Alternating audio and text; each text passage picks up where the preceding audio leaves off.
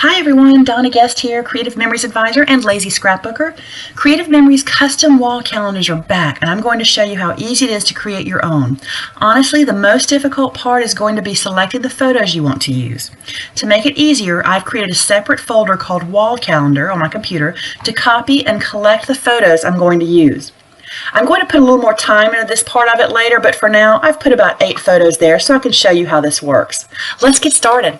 The first thing you want to do is make sure you're on a computer and not on a phone or tablet. This is going to be much easier on your laptop or computer. The next thing you need to do is log in. Now, if you've already placed an order on my website, you already have a login and password. If not, you will need to create one, but I'm going to click Sign In here at the top left corner, and then sign in with my login and password. Okay, and you can see I'm signed in because it says Donna Guest up here. Now it says Donna Guest here too, but that's because I'm an advisor, so I'm going to see my own name there.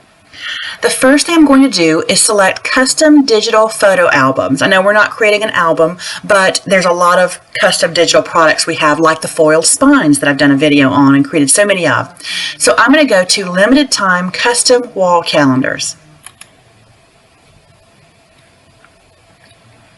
And here we go. You can see these are available from August 31st to January 31st, so they are seasonal. Okay, and it gives you a little bit of information there. I'm going to come down here and click View Details. Okay, now I'm in the product, and you can see they are typically $40. First, I have to check I own or have permission to use all photos and other material that I upload to Creative Memories to use in my own product. That is correct. I'm only going to use photos that I've taken and not things that I've pulled from the internet. And then it gives you the chance to select a month and a year where you're going to start. I'm going to start my calendar in January, but I could start it earlier if I wanted to. Okay, and then you get to customize. All right, enter a name for your product, and this is how you can find it later. For example, if I don't finish now, I can come back later and choose this product, edit it some more, and finish it. So I'm just going to put Donna's Calendar. You may have more than one calendar. You may have some different ones that you want to do for different gifts for people. Okay, now we get some options. You can do anything you want with your calendar. You can do a blank template. There's seasonal designs, a single photo collage. Being the lazy scrapbooker, I'm going to choose single photo and make this super easy. Look how easy that is. But you can make changes. I could kind of do a hybrid, with this and do some of each. So here we go. All right, so I'm doing this almost for the first time, so let's just see how easy it is. You're going to get a true look at how easy this is. First, I'm going to go up here and I'm going to upload photos. All right, and I'm going to navigate to where I saved these. Okay, so here we go. We only have 8 photos for now. Probably shouldn't have uploaded them all because it takes it a minute. Okay, but as it's doing that, it's going pretty quickly. As we see, we have events, photos, text, layout, background, border, and elements. There's a lot of choices here. I probably won't even use all of these choices here. I want a simple calendar with one big photo up here at the top. But I can make some changes if I need to. Okay, so I'm going to click so you can look, as you notice, I've got imported photos, past uploads that I've done for other projects, and then I can connect to Facebook and get pictures from my Facebook account if I wanted to, which is pretty good. All right, but I'm not sure about the resolution of those, so I want to make sure that I put in the real picture here. Okay, so I'm going to just drag and drop my photo, and then I can use the little hand to center that. All right, very good. What a nice photo of me and Jeff. Love it.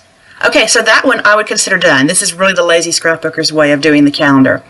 Okay, and then I can click on events up here in the top left-hand corner, and now I'm at the bottom of this calendar, and this is what I think is super cool. Over here at the left, you've got a couple of events already, New Year's Day and Martin Luther King Day. Okay, so we can add to that if we want to. All right, so I'll come back to that. I'm going to actually look at February. I'm going to add my birthday. All right, so February, we have lots of events here. So I'm going to add a new event under February and click the 27th. Oh, my birthday's going to be on a Saturday. And I'm going to click in Add Text, which is optional. typing that on my computer. Okay. Very good. And then I can add a photo here. Oh, done. My little microphone is covering that up and I couldn't see it. Okay, so you can see I just down here at the bottom I can scroll right, and left. So I'm on February now, and you can see down here it says Donna's birthday. So here's what I'm going to try to do here. I'm going to put a picture down there on my birthday. Okay, so let me go back to events, and I'm going to click there. Oh, edit over here. You can tell this is the first time I'm doing this. Add my photo here, so I'm going to click photo. Here's a photo of me, and I'm going to put it there, eating a slice of pizza. Awesome. That's exactly what I would want. Okay, I'm going to click done up here. Okay, and you can see it's a tiny little photo, but it's at the bottom portion of that calendar. And so let's look at this page for a moment, but first let me add one more picture. And it gives me little instructions. Okay, drag and drop or select a photo box. Okay, got it. I'm going to drag and drop this picture since it's February and we have the word love in the background. That's perfect. Let me scroll it over so you can see the whole thing. Wonderful. Okay, so let's look at this page for a moment. This is 12 inches wide and 18 inches tall. So at the end of the year or end of the month, you are going to have a 12 by 12 scrapbook page at the top. Now, because I've chosen the one, big image here, it's just one big photo that I could actually put in my scrapbook if I wanted. Because all this is, of course, photo safe, scrapbookable paper. And there's a perforated edge right here below the photo where I can easily remove that calendar portion, and I can maintain the calendar and put that in my scrapbook as well. So this is a calendar that you can add to a scrapbook. Now, if I really wanted to get fancy with the month with the top portion up here, over here at the left I can choose layout, and now I've got a lot of choices. Even though I started this off with one big photo, I can come over here and say, oh, let's do this. Alright, so let me center that again, and now I'm click back on photos over here, and I can drop some photos in. Keep them all within that one trip. Okay, let's see how this looks. That looks pretty good. Good. And I'm going to click, well, I don't have to click done. I am done. So we can do stuff like that if we want to. And you can even go to background, and you can change the patterns of this if you wanted to. There are different collections, as you'll notice, like here's Electric Summer, here's the new All My Love, which is nice, which would go nicely for February. You can also do seasonal background colors, and it basically gives you a design that you can put in the back. And this is helpful if you're going to choose that start with a blank screen. And you can create your calendar like you're creating a digital scrapbook page just by starting with a blank screen. And I should be able to change that on layout. Let's see. I'm going to go back to that one picture. And then background, I'm going to choose this one right here. That's going to work mostly if you're going to choose the page where you get to design things right there. Okay, so there's a lot of things you can do with. I can change, I can add text boxes. Obviously I added words there. I could add little elements here. So if I wanted to add, Fresh Fusion Elements, that doesn't match, but that looks really cute. Let's see. I like these balloons. So I'm going to click and drag it. Now it does let you add it to the top portion here. So if I wanted to put that one right here, for example, you could do that. Probably not the best choice. What you can't do is put it down here. It will not let you put it down there on the calendar. So you can only put it on the top portion.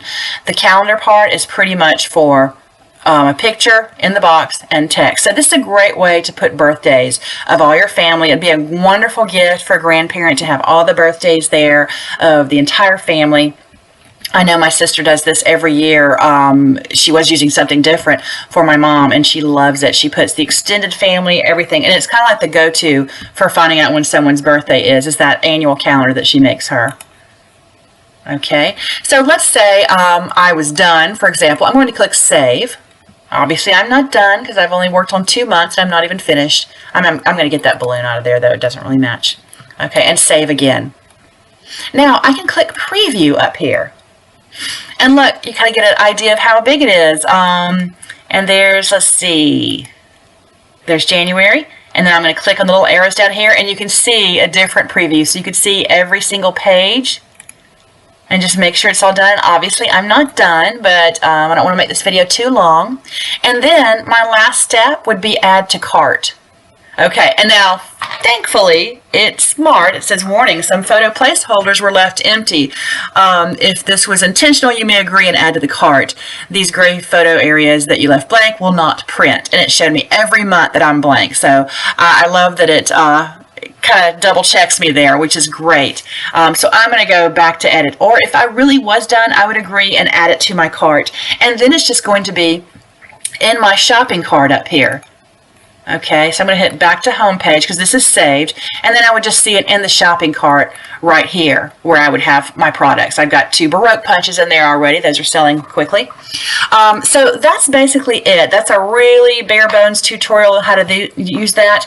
I'm probably going to stick with the full size photo. Or I might change up and do a little layout, but I'm going to keep it simple. Being a lazy scrapbooker, I want it get done quickly so I can get these done and back and enjoy those for 2021, which, hey, is going to be a much better year than 2020, I'm sure. So comment with any questions that you have, and I will answer those as I can, and thanks so much for watching.